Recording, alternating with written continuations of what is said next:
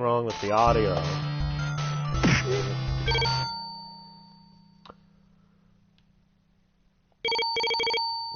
5 credits, I guess. Let's see. Which one starts this? There we go.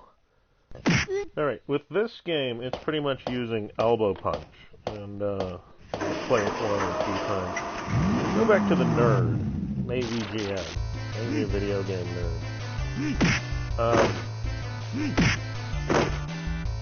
Yeah, about his 26th episode, there was,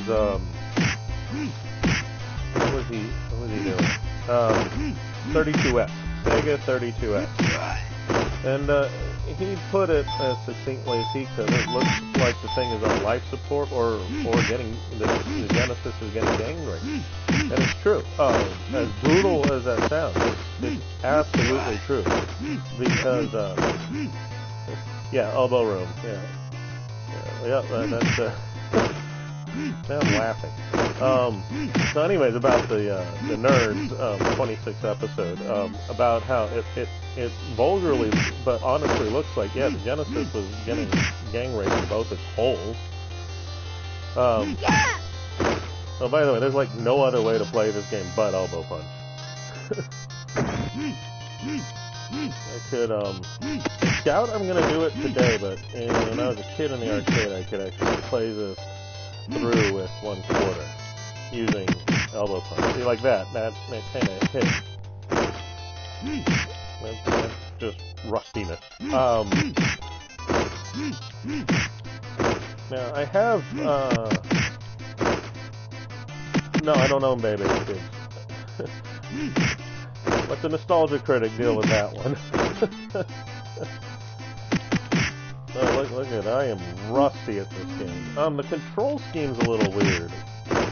It tries to mimic the arcade on the PlayStation controller. The problem is it would have been better if they had made the triangle button jump, and then it would have been exactly the same as the arcade. Look at that cat. Look at the cat back there. That's all around ridiculous. Here, have a knife. That's what he gets for his, it wasn't very nice of me. But they're bad guys. It's like, I told my mom, you want to stop a criminal, and you like, thorax. Teeny Thomas. How do you say that? Fish box? Fish box? I'm trying to say what I'm not even looking at Abobo, I'm looking at your Thomas. How do you say that word? Anyways, look at the cat. Bye-bye, kitty.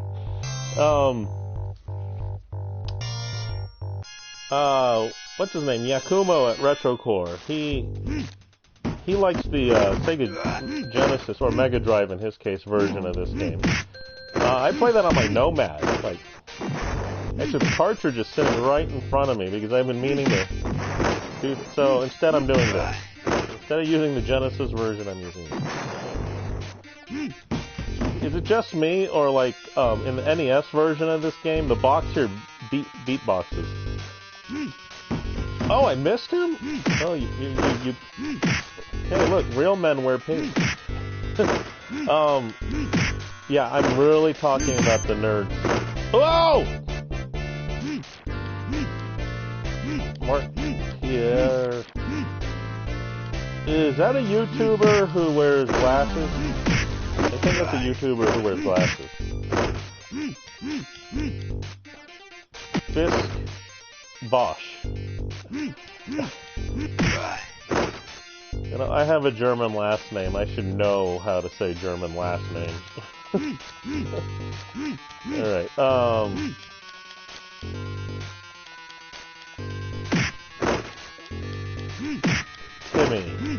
Timmy, like, Timmy! That Timmy? That's the only Timmy I know. Die already! So anyways, in this 26th episode, he's talking about the 32X. I mean, I don't know, was that because the reason for the 32X was, this is according to the Ultimate History of Video Games by Stephen L. Kent. No, how accurate? It has the arcade slowdown. He said in the Ultimate, or wrote, the book doesn't say anything. He wrote that Tom Kalinske, or is it Kalinske? I've heard it said both ways. At Sega, they were so concerned with region lockout because Sega of Japan and Sega of America are not owned by the same people. Oh. Ah. Hey, Junk Norris, go in there. Okay.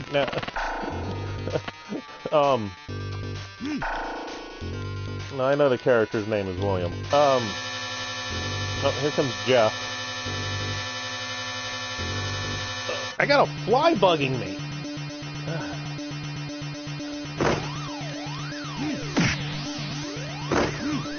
Oh, that's okay. Whatever you say, I try to respond to. I've been meaning to make a Double Dragon video for a while, so... Oh, give me an elbow punch, not a jump kick. And now I know why I have so many credits. Did Roper just jump into the pit and stuff? Oh. Okay. I'm like only half paying attention here.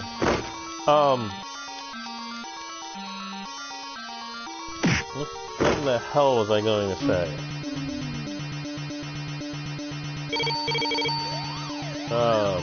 Okay, I guess I'll put the show's initials in.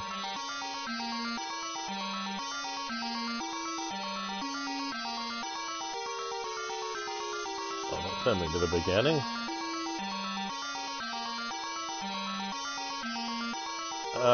I didn't send anything to be received. Or are we talking about, Retrocore? Because I can't afford to mail him stuff to Japan. I don't know how he's getting such a good rate to mail stuff from Japan. So anyways, Kalinske, which, at the time, Sega of America was, owned by what we call today Paramount Pictures, give or take. Paramount is Viacom, Paramount, CBS, all that stuff. It's owned by a company called National Amusement. So even though they're like, oh, well, you know, these two companies split or whatever, they're still owned by National Amusement, and they really didn't split. That's more of a legal stock thing. Okay. So, well, whatever I was trying to do, didn't get the results I was looking for. And, yes, under the, like, I have some old Sega boxes from the Atari 5200, 2600 ColecoVision days, and it says Gulf and Western. Gulf and Western became Paramount Communications, and Sega of America Incorporated was one of the companies under Gulf and Western. They weren't diversified until around the time of the Dreamcast. So that's why there was region lockout on Sega. Region lockout on Nintendo makes about no sense whatsoever, other than Nintendo was worried about the cultural sensitivities of their games. And,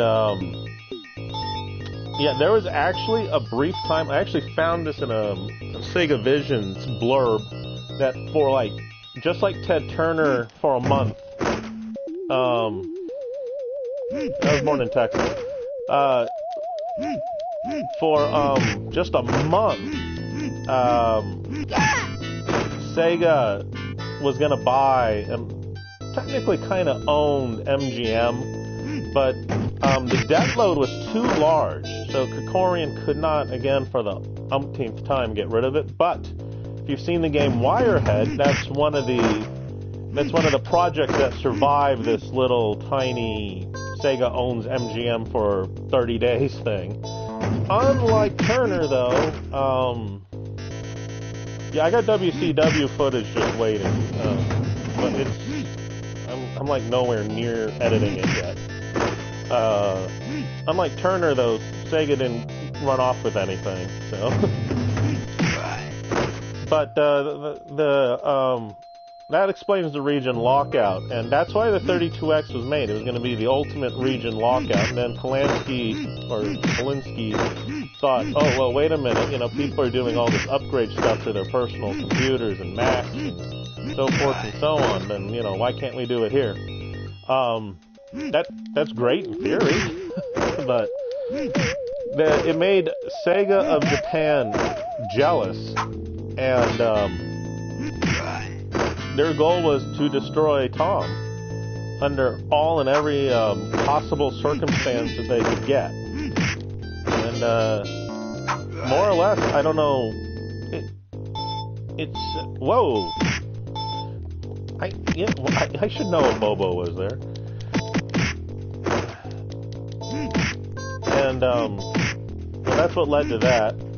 Let's move on from 32X. I mean, yeah, I have a 32X, and anyone who's seen my videos knows that.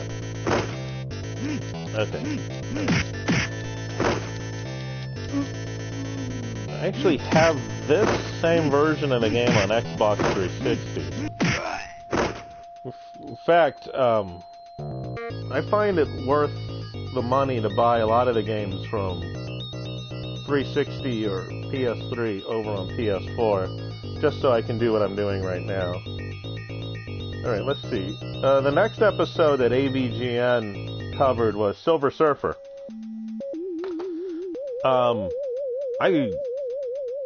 I hate that game. Hard isn't the word, and it's hard because it's like program bad. Oh, you know what? What the hell? Just oh, cool. And I did it again. Why? I don't know why. So Silver Surfer just. Hold on. Okay, there we go. No, there we don't go. Whoa! Come on, elbow punch. Yeah, like I said, if this was me in 1989, I could beat this arcade game in 1 quarter at the Meadows Mall upstairs arcade. I even got in an argument with my mom in 1989 because I wanted to go to the mall so bad on a Tuesday to play the arcade game. Her solution, buy it on the NES and make him shut up. And then that led to a funny exchange with my stepdad going full on paranoid about me and Double Dragon. It's like, what in the world is this guy smoking? Well, actually, he was smoking $21 cigars, but that's not the point. Now, recently, though, with Silver Surfer, I had a roommate about 2 years ago, but she moved in 4 years ago. And her daughter is really good at shooting games. Like Silver Surfer, Bug Princess, Proteus, Gradius, what else? Space Invaders, anything like that.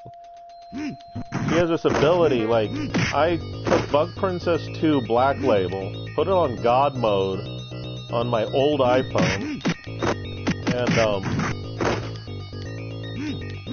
and she beat that game without getting hit once, just like the people who do the super plays do in Japan. I thought that was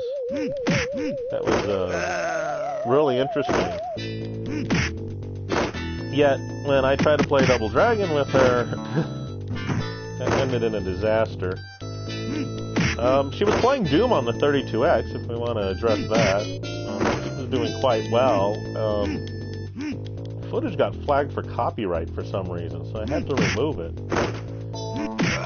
And then there was, yeah, she played Silver Surfer, because I have that on the NES. But she kept wanting to play it on the Generation Next. And I'm like, don't play it on that clone. But, whatever. No, not a headbutt. Did you see it? Stupid Billy Lee did a headbutt. Has anyone ever played Battletoads versus Double Dragon? No, it's not Battletoads versus Double Dragon. It's Double Dragon Battletoads, the Ultimate Team-Up. Or the Ultimate Team. Yeah, the Ultimate Team. Well, there's Jeff waiting for me. JeffDunham.com. I watch too much TV. Okay, so she didn't get past the Halloween level, but she got past all the other levels in Silver Surfer. Having the cartridge since I was a kid, I just despised Silver Surfer. I bought it in 1991 from a kid at school, and it was just so hard. I got angry at him, so when he gave me another game, like, I guess he felt bad or something, I don't know. And, he took that extra game, I took that extra game, and then I gave him a copy of an early issue Sega Visions for it, which he found, I guess, more valuable than, he gave me Contra. I mean, that guy was a loon. Contra.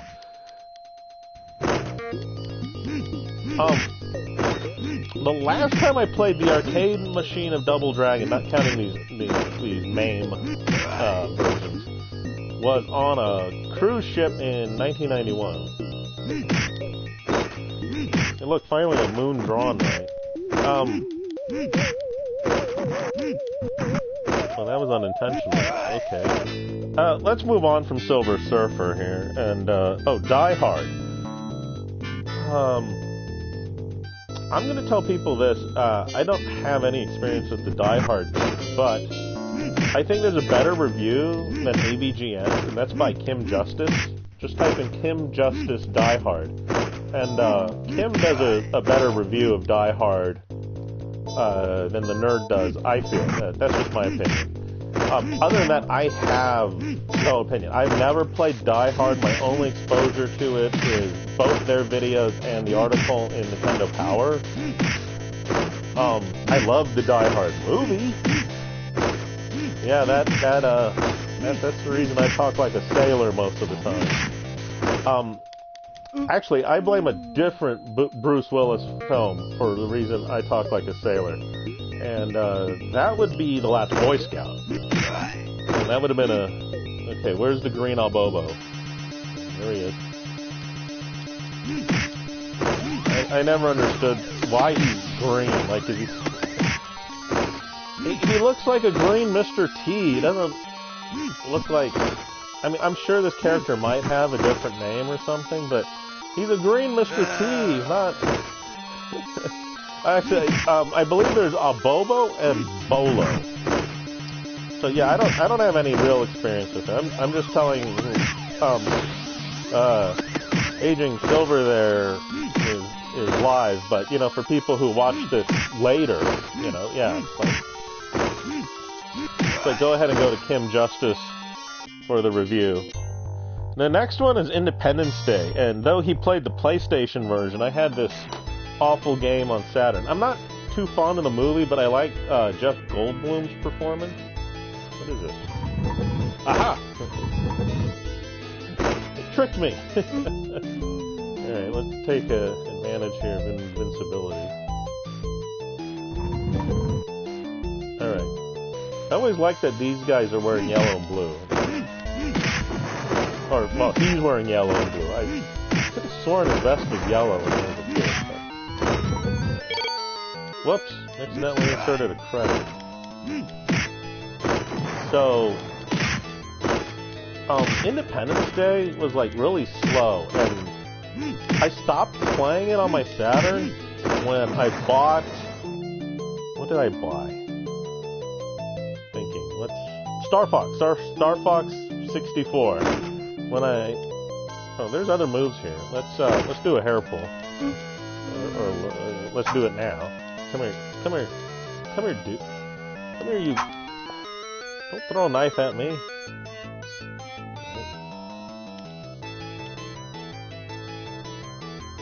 Come here. Okay, don't come here. Great, now I got my 2 dogs on the couch. Son of a bitch! Oh, I mean, holy moly! That wasn't supposed to happen. Shit! I mean... There! Take that! Have your knife back, too, punk. Yeah, even the game helped me out there. Everyone sees that. Yeah. Alright, where was I here? Oh, yeah, so, yeah. Independence Day, the problem is, and Nerd addresses this right, it's slow, tedious, and boring. I did like it for the first few times I played it, but after 2 weeks, I never touched it, and to this day, yeah, no, I haven't played it since, 2001, when someone brought in a used copy of the PlayStation version, and I was working at a video game store, just for a few months in college, and I went ahead and I took it, and obviously I had to play it and make sure the disc worked. That's about it. It's slow-paced and everything. Star Fox 64 is, for what it is, especially on game systems, it's one of the it's one of the better flight simulators. Although in Independence Day, I'm not flying a spaceship. I'm flying an F-14 or an F-16 or an F-18 or something like that. You cheap bastard. I mean, you cheap buzzard. Let me kill him first. So, I don't want to be negative, but there isn't much for it. Now, in the next game up, well, he does 2 Simpsons games. Bart versus the Space Mutants and Bart versus the World. And I've got to say, I hate them both. Oh, he has yellow boots. I mean, it would be cool, but it's not. I mean, there's such high premise here. I mean, I get to play as Bart frickin' Simpson, and this is back when the Simpsons were a hot commodity.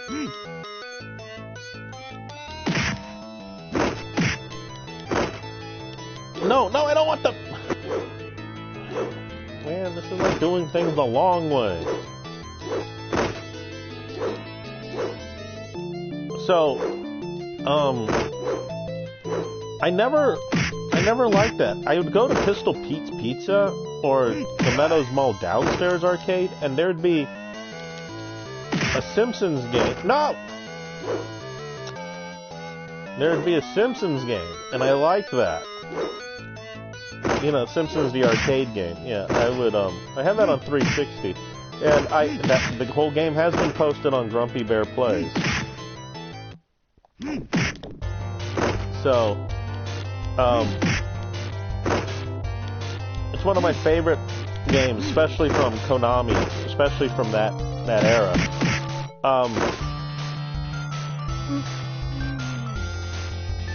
But I am completely familiar with Bart versus the World. I just don't like it either. It plays, I mean, it's more of the same. It was like it was fast-tracked by Acclaim. Obviously it was. I don't even know who the developer is, because Acclaim, I don't know how many, no, I'm being honest here. I don't know if Acclaim had an in-house, or if they just were, you know, I think they were just a publisher and distributor. And these Simpsons games, along with, there's Virtual Bart, Bart's Nightmare, Escape from Camp Deadly, which I don't understand why they were all bad. There was absolutely no reason for any of these games to be bad. Hey, it's Willie. And Willie! Ah! Okay, so... No, Willie's that way. Yeah, there you go. Okay. And get rid of the two JeffPapaDunhams.coms. I can go ahead and beat Willie Billiam. Why don't I just call him Bimmy while I'm at it?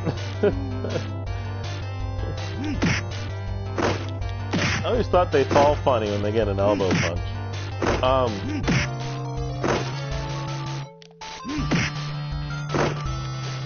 Yeah, No. I just couldn't stand any of these acclaimed Simpsons games. I haven't played The Simpsons game, or is it called The Simpsons Game?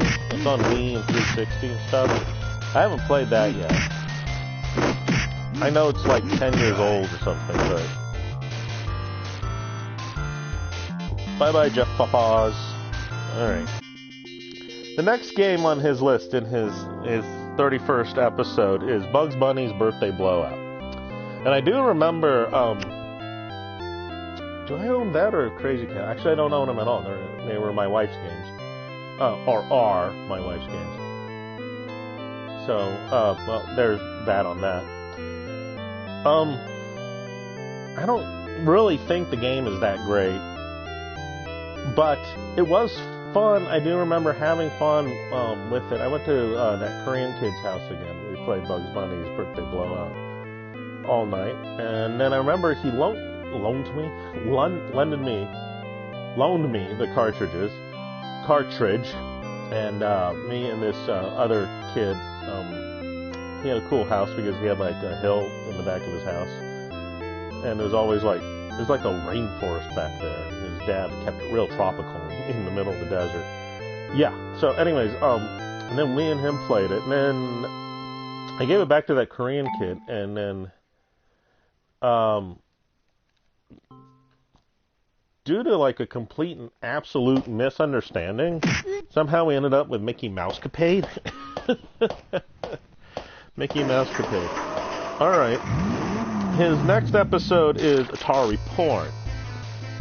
And in the Atari Porn episode, I've only played Custer's Revenge, and Beat 'em and Eat 'em can be bought for the NES at retrousb.com.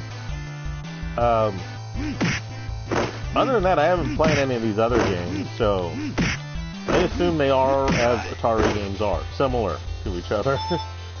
Has that particular type of, not loose but not tight control that Atari games have.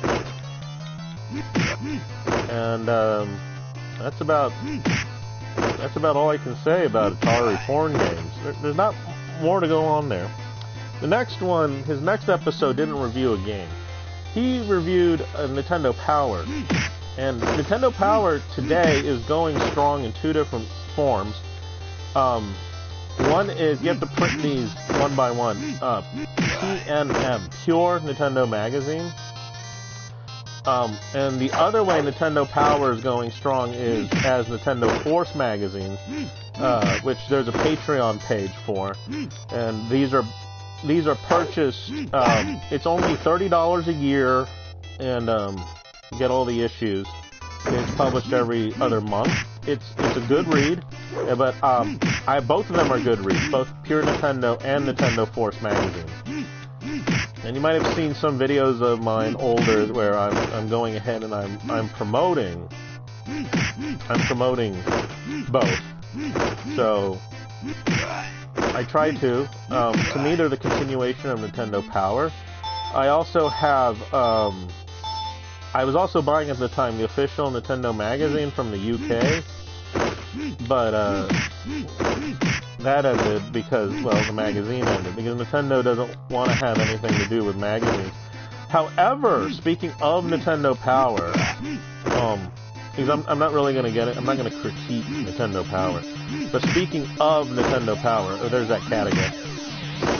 There's a book called Playing with Power. Now, there's two versions of it. The first one has a bad cover, in my opinion, and the second one has a Nintendo Power-looking cover. What is it? It's more or less the last issue of Nintendo Power. So it's called Playing with Power. I picked it up. It's about $20. I got it at a Target using a gift card. I don't shop at Target, but when someone gives you a gift card, you know, that's not me shopping there. That's them shopping there. I'm just using that to redeem. And it's part of my Nintendo Power collection. And surprisingly, it's organized in such a coherent way that I can reuse it again. His 34th episode, AVGN, covers Fester's Quest. Allegedly, I may have owned this game in 4th grade. I do remember somebody giving me that. On the other hand, I did like the story Hester's Dream that was featured in an issue of Playboy in the 1990s. Two totally different things. Hey! Anyways, I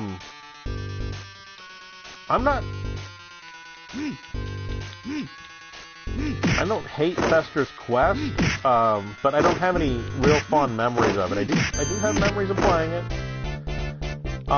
Is it a good game? It's mediocre. It's like Daffy Duck without Porky Pig. It's real mediocre stuff. At least I don't have to get parts in this version.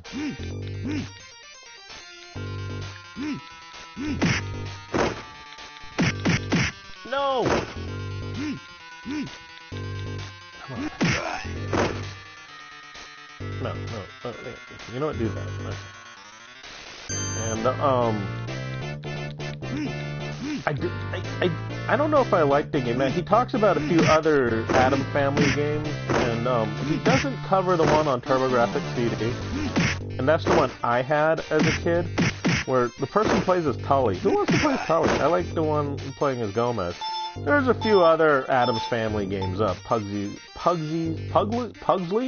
that's right. Scavenger Hunt, and that one's alright. Oh, no way! A load of Columbo. Roper did it again? Yeah, that guy's got a Charles Bronson death wish. Okay. Whatever suits him.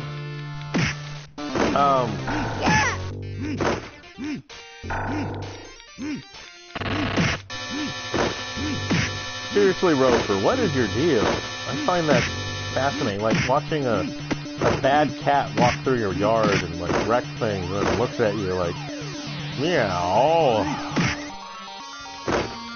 Oh, the box is still here? Here, have the beatbox.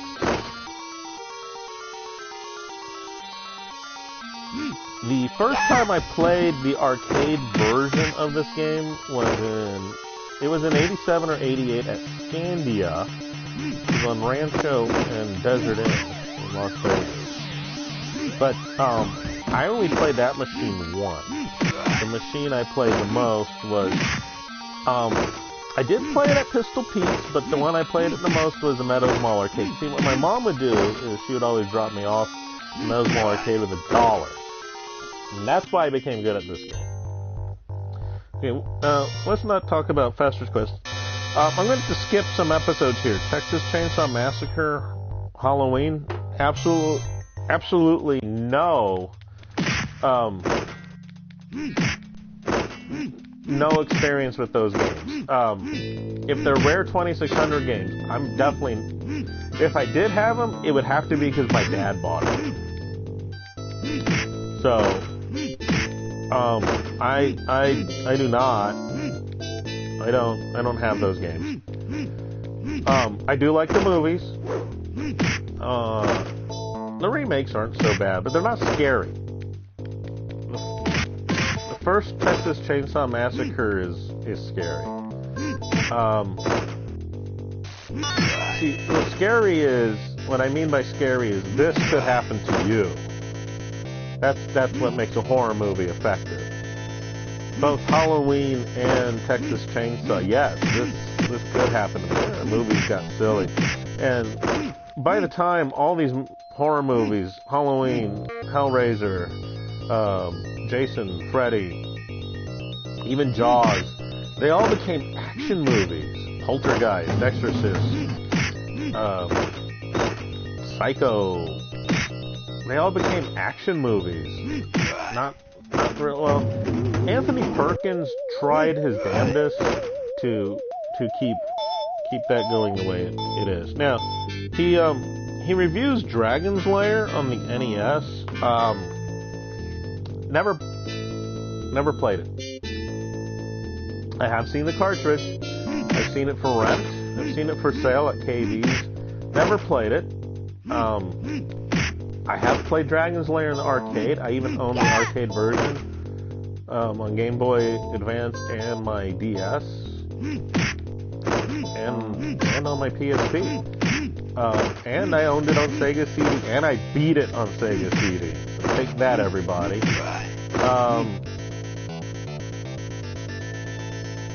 Isn't someone supposed to come out? Alright.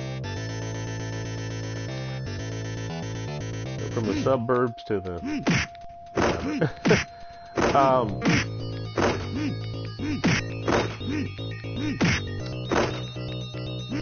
Oh wow. Total amnesia here. So with Dragon's Lair, it's not really a game, it's more of a technical demo. The idea was that this is the way games are supposed to be. We're supposed to be playing a movie. It's supposed to be an interactive movie. And I do feel that is a problem again. Yes, it was a problem with Dragon's Lair, and it's a problem to a degree with a lot of modern games, where I'm just advancing the story slowly. Okay, now we know that a Bobo is here, and I don't care for that. I want to, you know, I think this is the way a game should be, or like what was I playing the other day? I was playing some first-person shooter on the Xbox 360. But anyways, that's what I'm talking about there. I don't want too much cinematic. And it's a red Albobo. It looks red to me. Now, next one, Nerd goes into a Christmas thing where he's like, he's talking about like Home Alone 2. Oh, that dirty, rotten scoundrel. And I never played Home Alone 2. Yeah, I know my Dragon's Lair thing seems cut short. It is what it is. It's not much of a game. It's fun to look at, though. I do applaud Don Bluth. But Nerd goes into this thing where the games he covers are more for...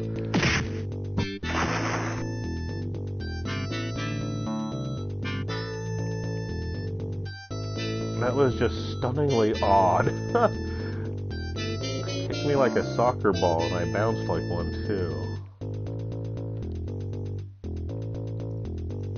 So what he covers, just, you know, like he does this like Wii thing or whatever. It's not. I know I never played Home Alone 2. I did have Home Alone, and I sent that to a guy who fries cartridges, burns ICs. And I sent it to him, and he turned it into Super Princess. No, Peach. No, not Super Princess Peach. Funny Princess. It's a homebrew hack of Super Mario Brothers. Oh, I was expecting the Ropers from the NES version.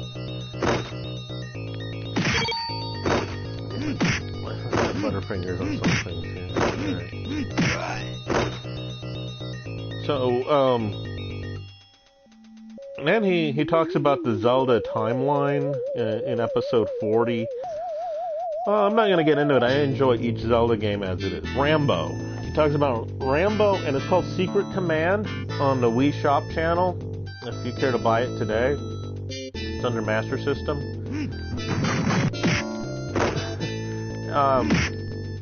I only know Rambo on the Master System. I don't know anything about Rambo 3 though. But I've never played Rambo 3 on the Genesis, and I've never played Rambo 3 on the NES, or Rambo on the NES, but I'm aware of its existence. So I think that's cool to a degree.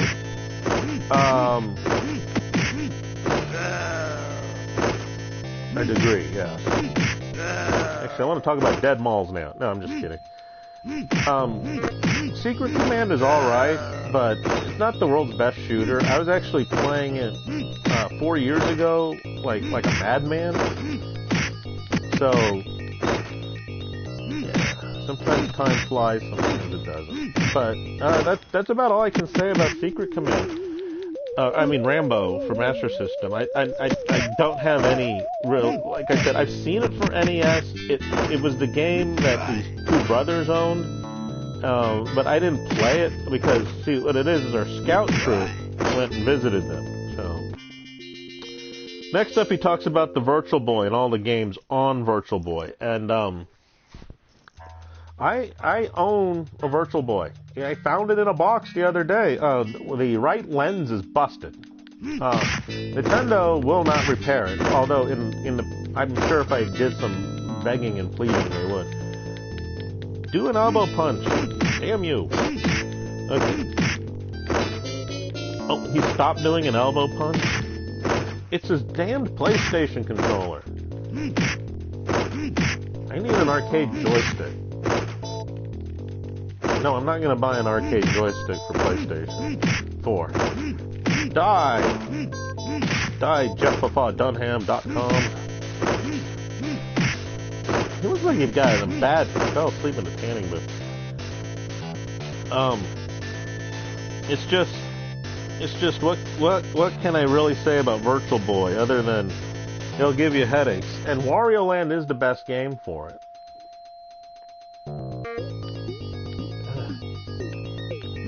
There we go. Wario Land is the best game for Virtual Boy. And I wish they would just, I know it's what they call old shame, but there's no shame in re-releasing the games on the 3DS Virtual Console.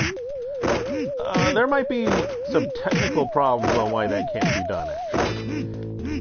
I don't know what kind of processor off the top of my head the Virtual Boy is using. I believe it's made by NEC. But I don't know. I just don't. So, I know it's 32-bit, but it had all kinds of processing problems. The red didn't help, always gave me a headache. So, other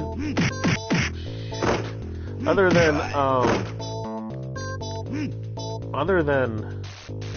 Wario Land, and there's a baseball game, there's a Japanese baseball game. Other than that, I really didn't play anything. Mario Clash. I was actually pretty good at that in 1995. My mom played it at a Blockbuster. She enjoyed it. But she said the red is just too much, too overwhelming. And, that is the consensus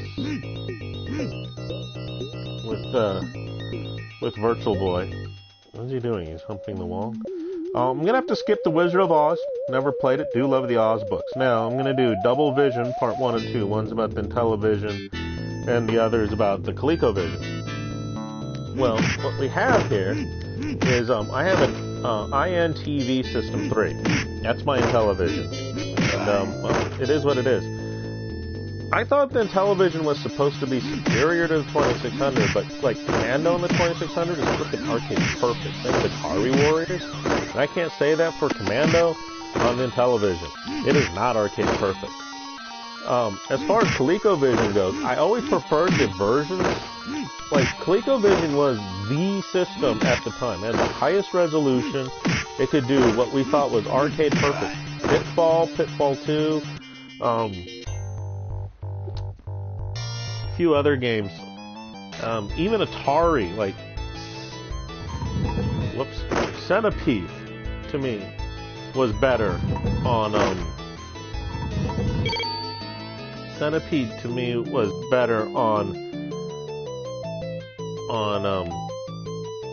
the ColecoVision. I'm sorry, I'm just trying to do trying to do 4 things at once here. I'm not going to get into individual games she talked about. Because there's... Whoops. See, that's how my fingers naturally... There we go. Yeah, okay. Let's get going. Let's get started. Who says that? Rosanna Rosanna the Pretty Woman. Okay, so... See, this is when I want people to stick their quarters in. So, like, Pitfall, like I said, you know, that'd be something I preferred on ColecoVision. Root Beer Tapper, I had War Games, Dukes of Hazzard, James Bond, Parker Brothers, Hubert, Popeye from Nintendo and Parker Brothers, Donkey Kong,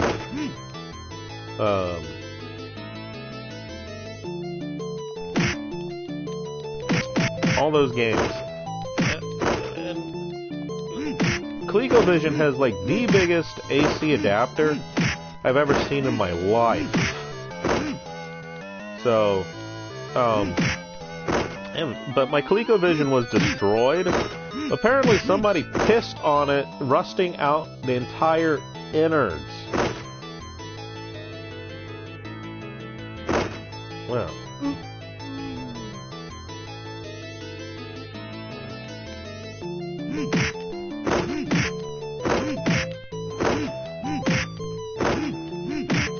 Whatever the battery's winding down. Oh, the battery. This controller needs to be recharged.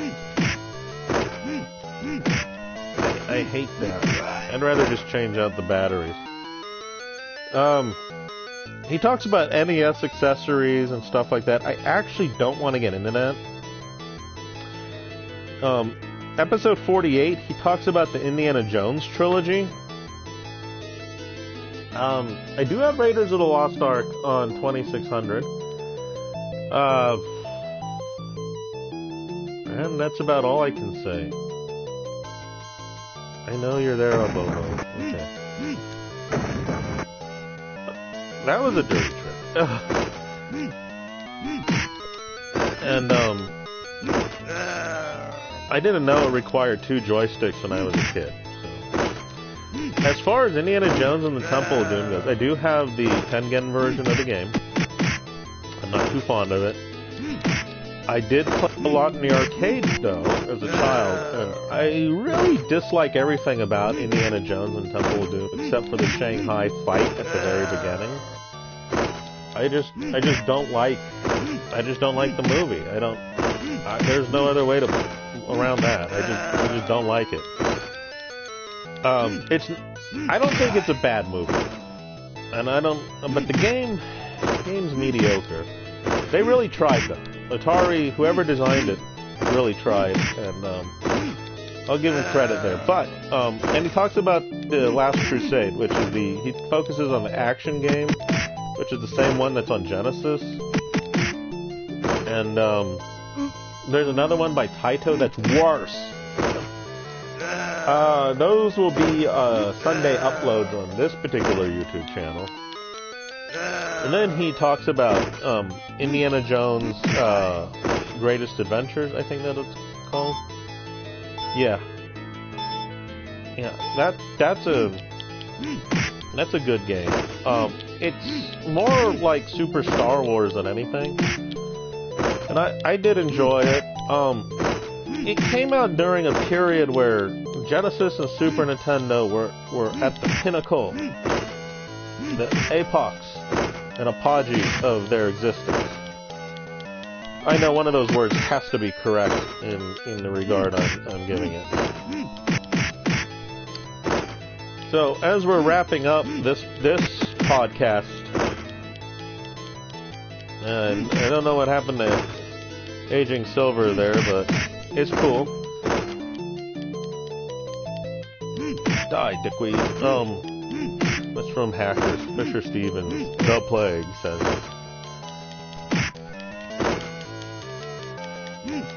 Oh, I wish I could photograph my hand here. I'm actually pressing the 2 buttons for an elbow punch. And it's not lovely. Never play the game twice. The same. How can I be hungry? I had a pizza for lunch. I had to return it. It was like burned. Okay, I want to get back to Nerd here as soon as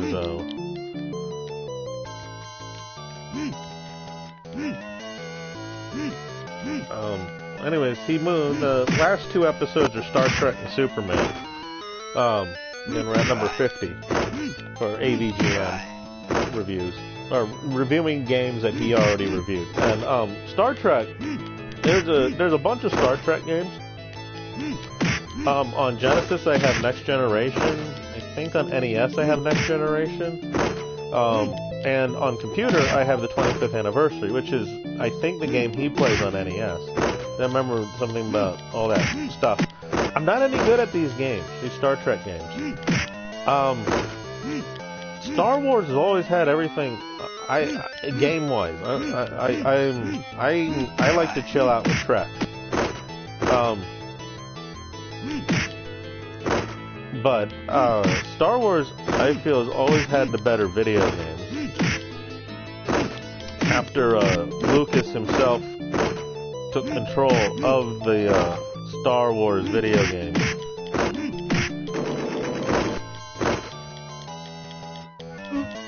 As far as Superman goes, what I've always wanted was, there was a Superman game that was in the arcade, and it was made by Taito, and I believe Taito also made a better Superman game on Sega Genesis, and I've always wanted to play those games. To this day, I've never played them.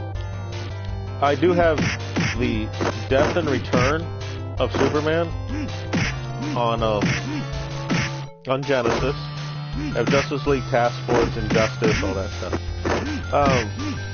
But the Superman game on NES, I played it once, and I couldn't get anywhere. And the 2600 Superman, I do have that, and I do remember playing it as a kid and enjoying it, but today I see what it is. It's what we call a bad game. So, anyways, that's my distracted take on AVGN episodes. And tomorrow I'll probably do another one while I play Street Fighter 4. Oh, I killed Willie? The JeffFootballDunhams.com are leaving. No?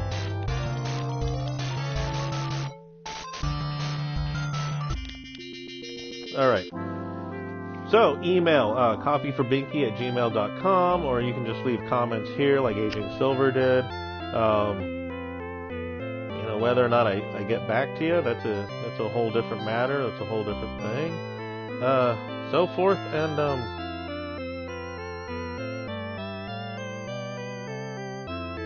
so forth and so on. Ow! What is this? It hurts. No, I know that's ending credits. Yeah. So if you got anything you want to talk to me about, whatever you need topics or whatever, just try to make a request. I'll try to get around to it. Remember, donating to Patreon, and that motivates me. Money is the great motivator. It's true. Nobody does anything. If someone does something and they don't want any money for it, and they just do it, then that's generally a good person. That's all I got to say about that. All right. No. Okay. Y'all have a good night. Y'all be good out to each other, okay?